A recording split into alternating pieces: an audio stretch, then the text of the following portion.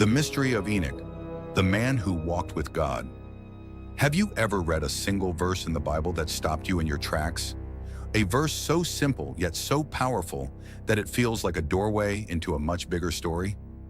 For me, that verse is Genesis 5:24. Enoch walked with God, then he was no more because God took him. That's it. That's all it says.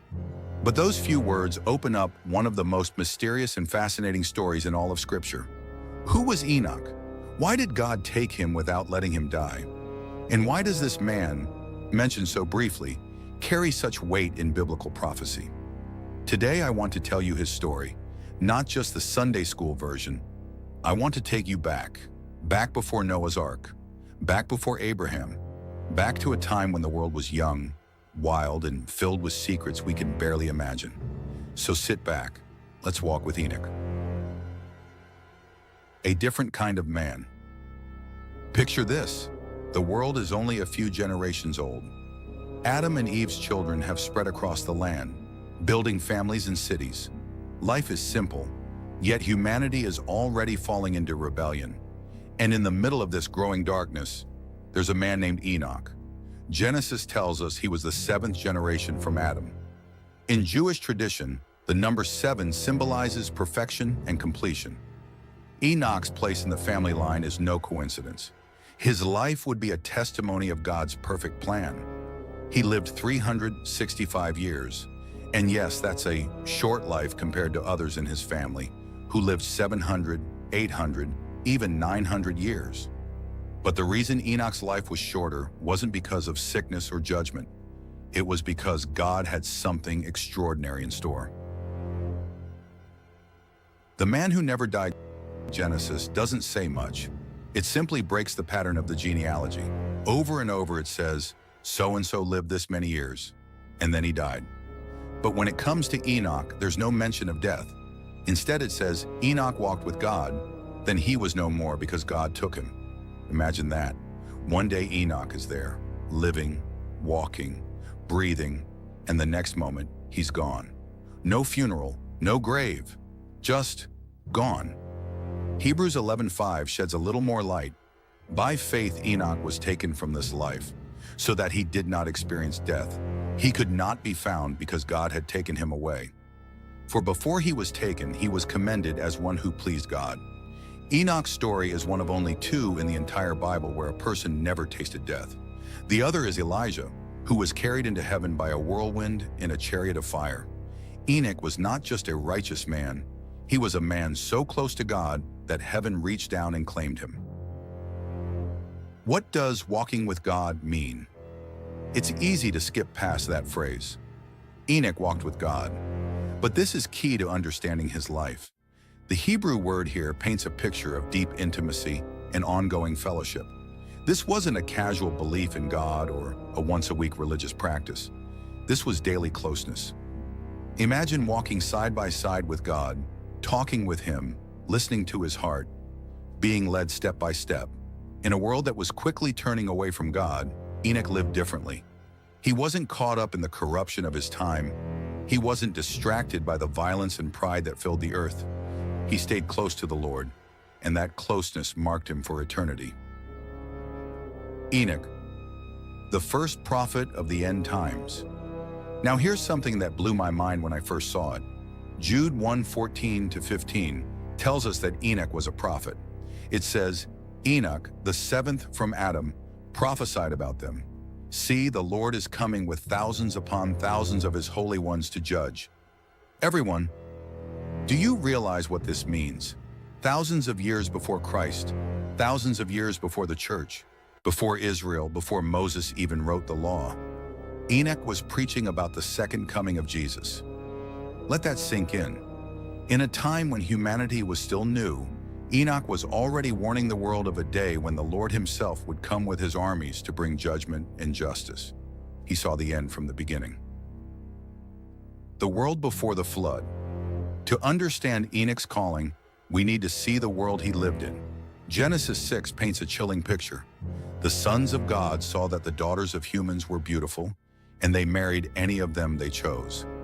The Nephilim were on the earth in those days, and also afterward. when the sons of God went to the daughters of humans and had children by them. They were the heroes of old, men of renown. The Book of Enoch gives us even more detail. It tells the story of 200 angels called Watchers who left their place in heaven, took human wives, and produced a race of giants, the Nephilim. These giants filled the earth with violence and sin, corrupting creation itself. It was a time of spiritual chaos. Demonic forces weren't just influencing humanity from the shadows. They were openly rebelling against God's order. The world was spiraling toward destruction, and in that darkness, Enoch stood as a prophet of righteousness. The Book of Enoch. Visions of Heaven. Now let's talk about that mysterious book that bears his name, the Book of Enoch. While it's not part of the Bible as we have it today, it was widely read among the Jews in the early church. In fact, parts of it are quoted in Jude almost word for word. Scholars believe it influenced the writers of the New Testament, especially their understanding of angels, demons, and judgment. In this book, Enoch is taken on a heavenly journey. He sees God's throne. He watches the rebellion of the angels. He's shown the prison where fallen angels are chained until the day of judgment. He learns secrets about creation, astronomy, and the spiritual realm. And above all, he sees visions of the Messiah, the Son of Man, who would come to judge the earth and redeem the righteous. The imagery is breathtaking. In one vision, Enoch describes the throne of God. I saw the Lord of glory, and around him were thousands upon thousands, and 10,000 times 10,000 stood before him. The books of judgment were opened. Does that sound familiar? It echoes the book of Revelation almost perfectly. Why the Book of Enoch was controversial. So why isn't this book in the Bible? There are a few reasons.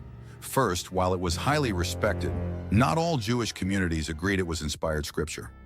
By the time of the early church councils, it wasn't widely circulated outside of Ethiopia, where it's still considered canon by the Ethiopian Orthodox Church. Second, some of its teachings were seen as too mystical or complex for everyday believers. But even so, its influence is undeniable. The apostles read it. Early church fathers quoted it, and the Bible itself references its prophecies. Whether or not it's scripture, the Book of Enoch gives us a glimpse into how the early Jews and Christians understood the unseen realm.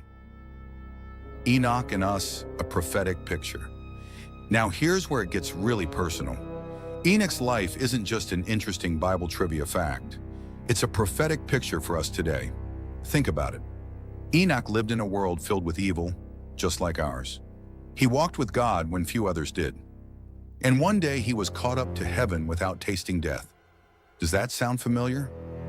Paul writes in 1 Thessalonians 4:17 that when Christ returns, there will be a generation of believers who are caught up to meet the Lord in the air. Many Christians see Enoch as a foreshadowing of this very event. His story is a reminder that intimacy with God is stronger than death. A personal reflection. When I read Enoch's story, I can't help but imagine what it would have been like. Maybe he was out walking in the fields, praying like he did every day. Maybe he was worshiping God under the stars he created, and suddenly the presence of God surrounded him. And in a heartbeat, he was gone. No fear, no pain, just stepping out of this world and into the glory of God. That's not just a story. That's a destiny God holds out to every one of us, to walk with him so closely that when death comes, it's only a doorway into his presence. The legacy of Enoch. Enoch's story tells us something powerful. God has always had a faithful witness. In Noah's day, it was Noah. In Elijah's time, it was Elijah. In the early church, it was the apostles. And today, it could be you. You might feel like the world is falling apart. Sin seems to be multiplying. Darkness feels overwhelming. But Enoch's life says, it's possible to walk with God in the midst of this. It's possible to live so close to him that the world can't hold you. Closing challenge. So here's my challenge. Don't let Enoch just be a mysterious figure in an ancient story. Let him be an inspiration. The Bible doesn't say he built great cities or performed miracles or led armies. It simply says he walked with God. That's what made him extraordinary. That's what made heaven reach down and bring him home. And maybe, just maybe, God is calling you to walk that closely with Him too. If Enoch's story inspired you to walk closer with God, don't forget to like, share, and subscribe for more powerful biblical stories.